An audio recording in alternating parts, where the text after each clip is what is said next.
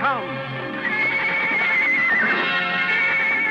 The greatest rider of them all, Buffalo Bill Jr., with his little sister, Calamity. Buffalo Bill Jr. brings you exciting action, thrills, and fun with Judge Ben fair and square, Wiley. Ride the road to adventure with Buffalo Bill Jr.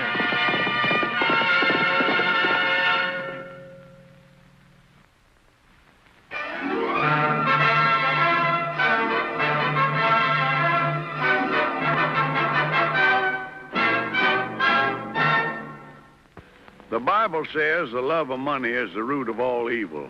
Men will lie, steal, even kill for it, especially when the money is buried treasure, over $250,000 in cash, buried by none other than Jesse James himself. This chest might never have been discovered if my adopted son, Buffalo Bill Jr., hadn't tangled with a couple of men who were itching to get their hands on it. One of the men was Max McCreary. Max needed some fresh horses to continue his search. And this renegade Apache was the target of his violence. Men like McCreary never think about consequences. But one crime always brings on another. And at this point, it didn't occur to Max or his cohorts that Indians, like elephants, don't forget. The next step was the murder of John Guilford, who had a ranch just outside Wileyville.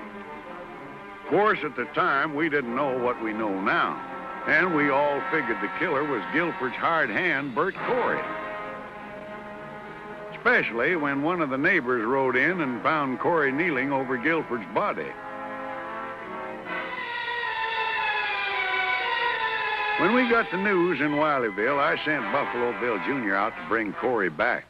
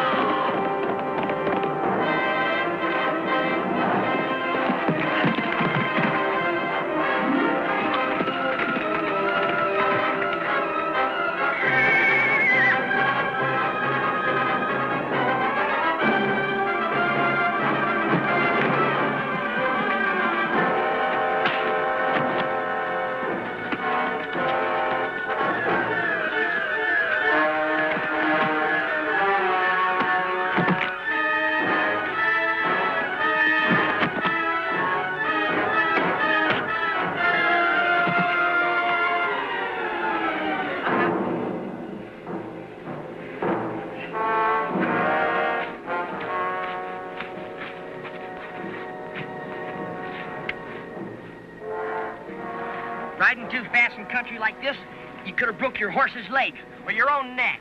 Yeah, what have I got to lose? You? Maybe nothing, Corey. But your horse wouldn't have liked it one bit. Now it's this way, Corey.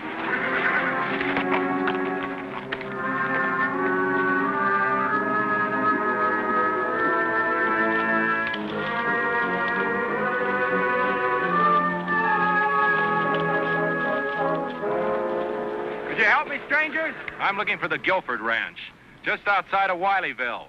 A man by the name of John Guilford. Mr. Guilford's dead. He was killed this morning. Killed? How? Who did it? Kind of looks like this fella did.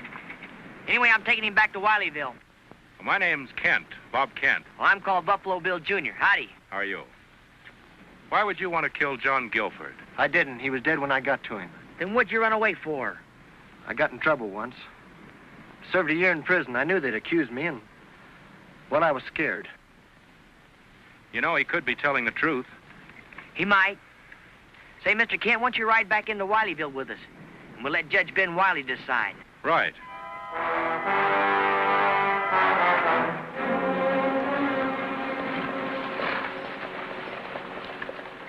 This here is just plain murder. Now, look here a minute, Ben Wiley. Unless you come in this place to buy something, or if you ain't wanting a haircut, which you need, the name, Mr. Ricketts, is Your Honor, Judge Wiley. All right, Your Honor, then. But can you explain to me how you can make a murder charge out of me suing Pedro here for $76 he lawfully owes me? Well, it's murder, all right, but I'll reduce the charges to breaking and entering. Is that all right with you, Pedro? Si, Your Honorable Excellency. Oh, si, of course. Breaking and entering? How do you figure that? I'll explain it so even you will understand it. Now, Pedro, you stop me if these here ain't the facts in the case. Si, Senor Judge. Pedro Lopez, as a defendant, you're a tenant farmer up on Cass Ricketts' place, right? Si, Senor.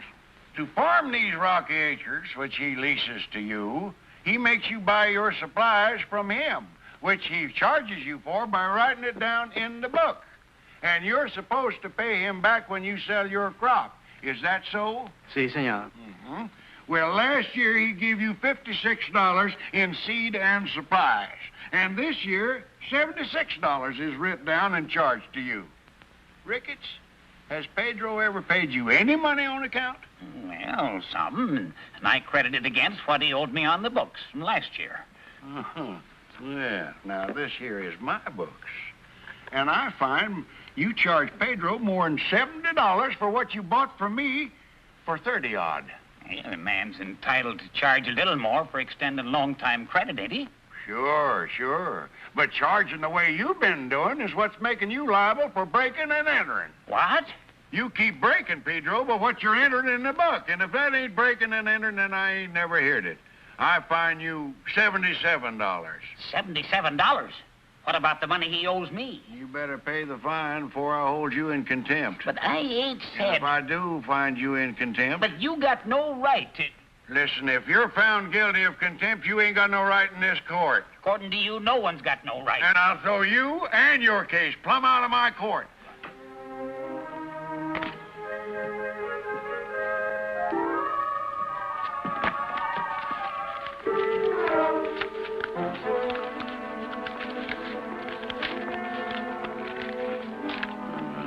$77. There. But what am I supposed to do with all this dinero, Your Excellency? Why, pay your lawful debts, of course. And that $1 that's left over, go out and get yourself a decent meal. Looks to me like you can stand one.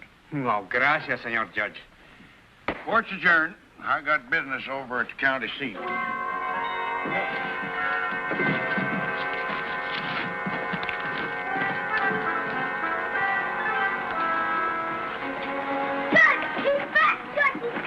Thunder and tarnation, young'un. A little harder, and I'd been flat on my back. It's Bill. He's back, and he's got cords.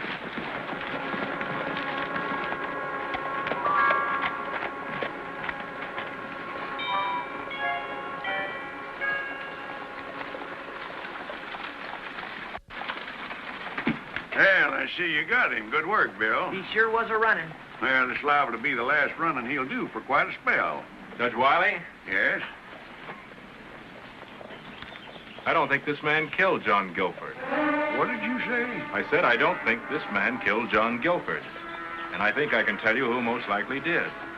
Well, you got a lot of talking. We got a lot of listening to do. We better go inside. Bring Corey in, Bill.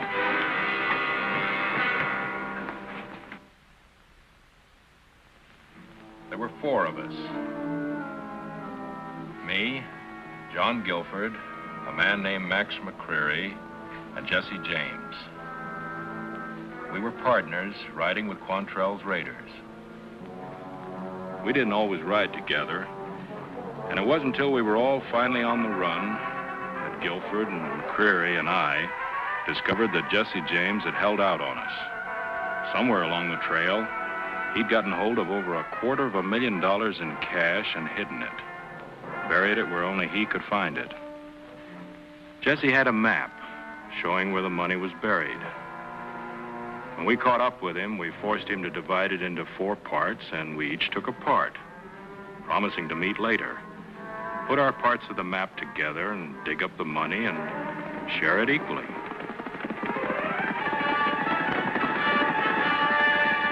That was the last time the 4 of us were ever together. We split up and went our own ways. I finally went east to live, and Guilford ended up ranching down here in Wileyville. McCreary was caught and went to prison. You know what happened to Jesse James, how he was shot in the back. For a while, as best we could, we kept in touch with one another. Long enough to find out that McCreary had gotten a hold of Jesse James' part of the map. 2 weeks ago, McCreary was released from prison without letting either Guilford or me know about it. And you figure this McCreary man is trying to get a hold of the other 2 parts of the map so he can get the money himself, huh? I came down here to warn Guilford, but... You think McCreary got here before you and killed him? I told you I didn't do it. Now, hold on just a minute. Now, this might be the answer, but it ain't evidence. And a court of law has got to have evidence. It all adds up, Judge. Yes, and you having the last piece of map makes you a prime candidate for a bullet in the back, if this McCreary is still in these parts. He sure is, Judge. Remember the Indian horses that were stolen and the missing supplies from Mr. Ricketts' place? What are you yammering about? Calamity's right, Judge. Shovels and stuff from Ricketts, horses from the Indians. Well, somebody stole them, and it could be McCreary because it makes sense. Yeah, you might be right. I understand the Indians are mad enough to start another war, and Mr. Ricketts ain't very happy. Bert Corey, you're still under arrest for murder. Bill, I'm remanding the prisoner to the county seat for trial. You'll deliver him tomorrow to the marshal, and also tell that marshal to start a county-wide search for this McCreary. Yes, sir. Mr. Kent, I'm going to hold you in protective custody as a material witness. You'll go along with Bill to the county seat. Very well, Judge. Calamity, how would you like to have some new clothes? Would I? Oh, boy. I've got some business over at the county seat myself. So bright and early in the morning, we'll all take a trip there, huh? Oh, Judge. Oh, my back. Watch my back, honey. Watch my back.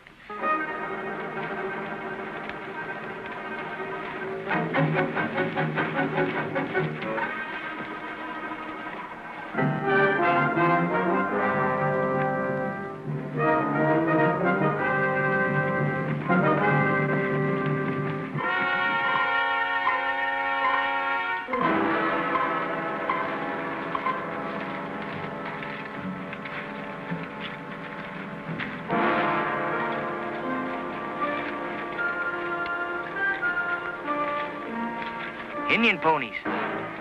Tracks can't be more than a couple hours old. Well, I guess I wasn't so far wrong when I said those Indians was mad. Something wrong? Yeah, we're a long ways from the reservation. Indians out here where they don't belong can only mean one thing. Trouble.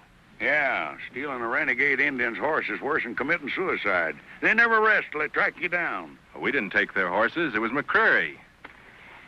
A renegade redskin itching to lift scalps doesn't stop to ask which one is McCreary. Gee, we've gone too far to turn back. We'll never make the county seat before tomorrow. How about it, Bill? Well, it sure isn't safe to travel after dark. We'd best hold up for the night. Where? I got an idea. It's a little out of our way, but we'll be safe there. It's the old deserted shack up there by Potter's Lake. Where did you say? Potter's Lake.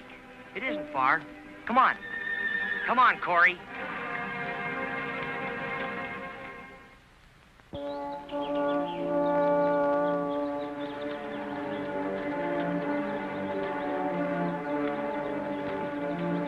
Judge, if you and Mr. Kent will take care of the horses, I'll get some water and see about getting dinner started. All right, son.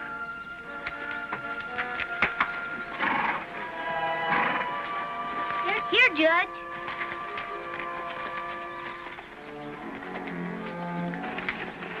You get inside and stay there. Keep an eye on him, honey. Get a fire started. Come on, let's go.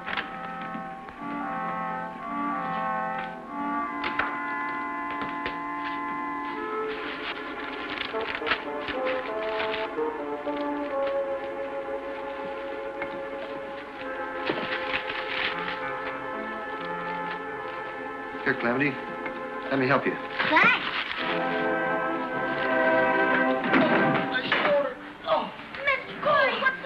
I tripped over the bench, hurt my shoulder. What can I do? Untie my hands, quick. Hurry. Oh, my shoulder hurt.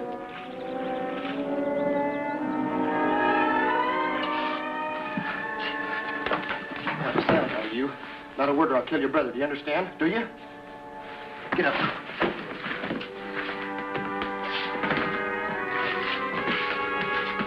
Remember now, not a sound.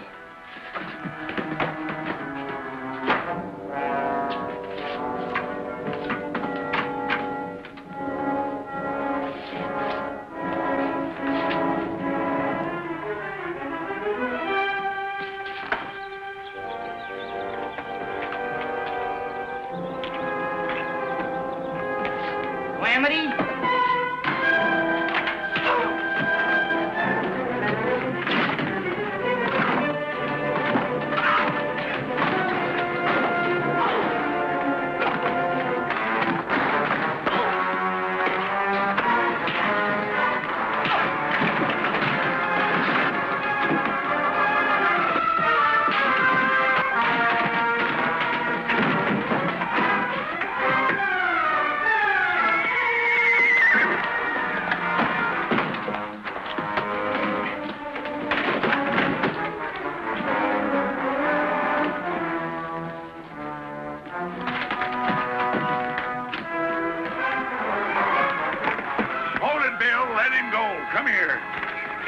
What are you stopping me for? The sun will be down in a half hour and it'll be too dark to trail him.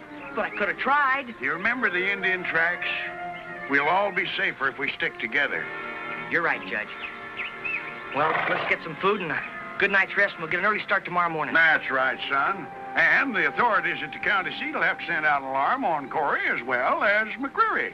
Let's put the horses away. Come on.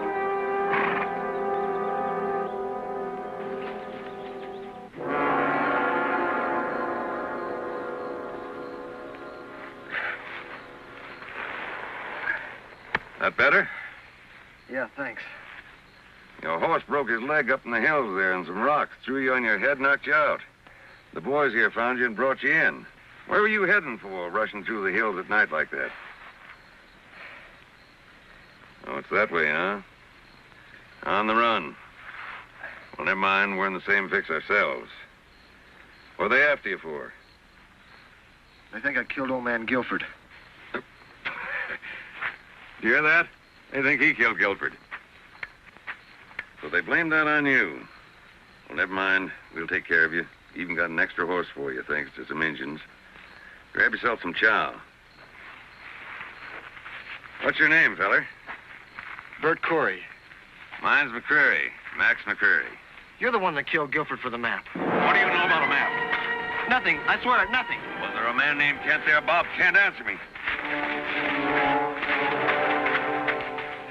What do you know about a map and a man named Bob Kent? I don't know nothing. I swear it. Nothing.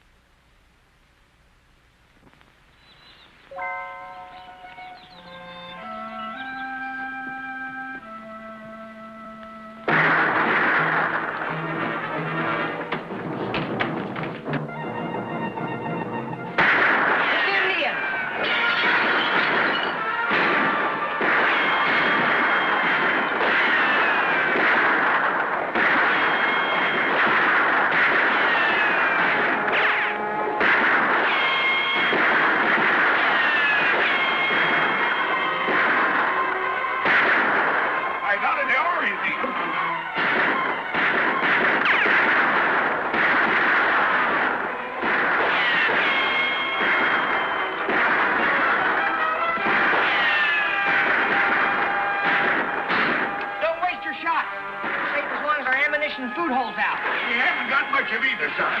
Clem, get down from it.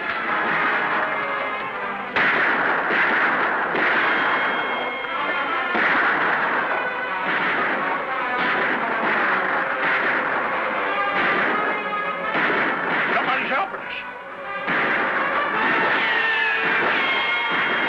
Hold your fire. They're running off the Indians.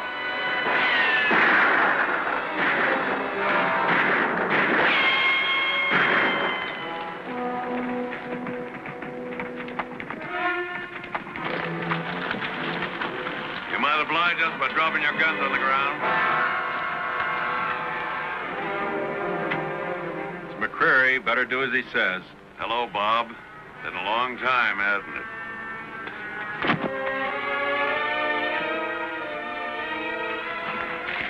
Corey! I told you I didn't do it.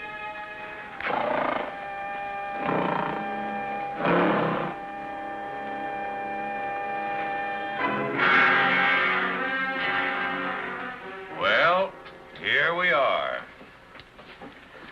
4 pieces of paper.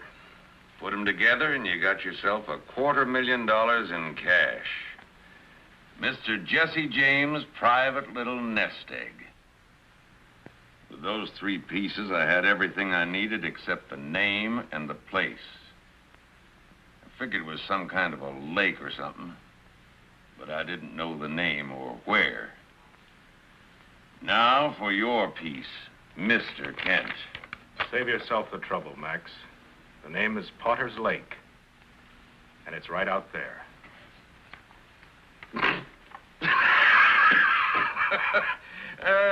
Poor Guilford. Sitting practically right on it and didn't know it. Take him outside down to the lake. We got us some digging to do.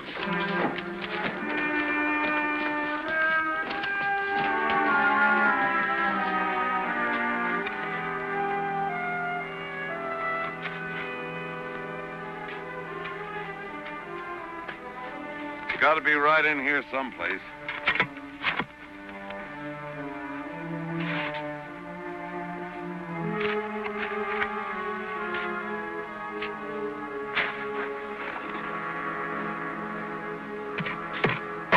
Hey, he's got it.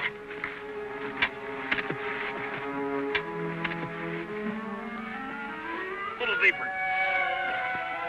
Let me get that handle. There, come on.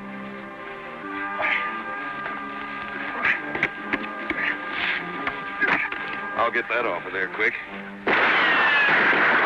Indians. Down on the ground, everybody.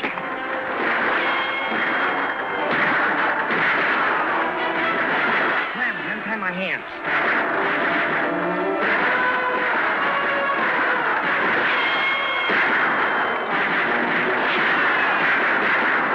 Okay, I'll get yours.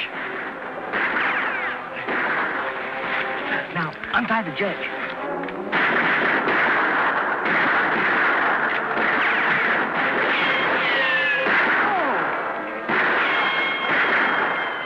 One less we have to worry about.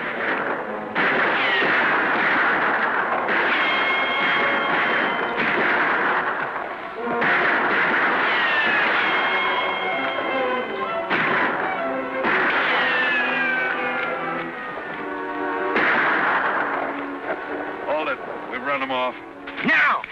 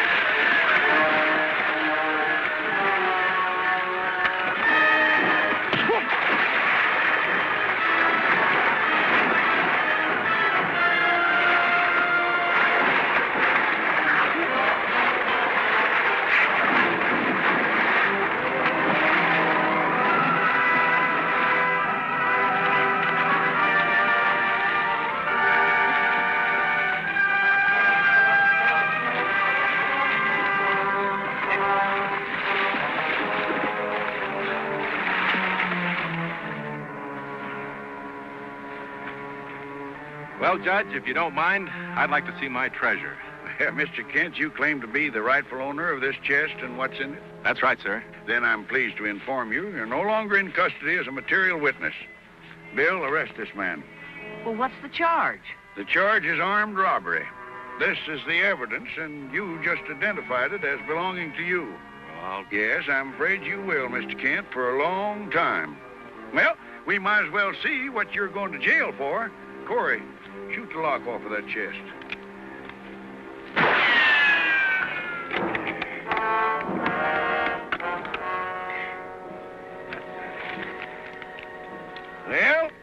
it is, Mr. Kent.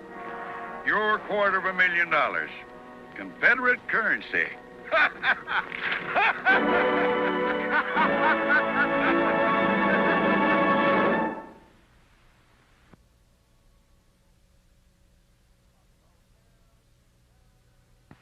Buffalo Bill Jr. Now with his horse and with his gun, he's not afraid of anyone, 'cause no one's quicker on the draw or quicker to defend the law. Buffalo Bill Jr., Buffalo Bill Jr. He's the son of a gun. Buffalo Bill, Buffalo Bill, Buffalo Bill, Buffalo Bill Jr.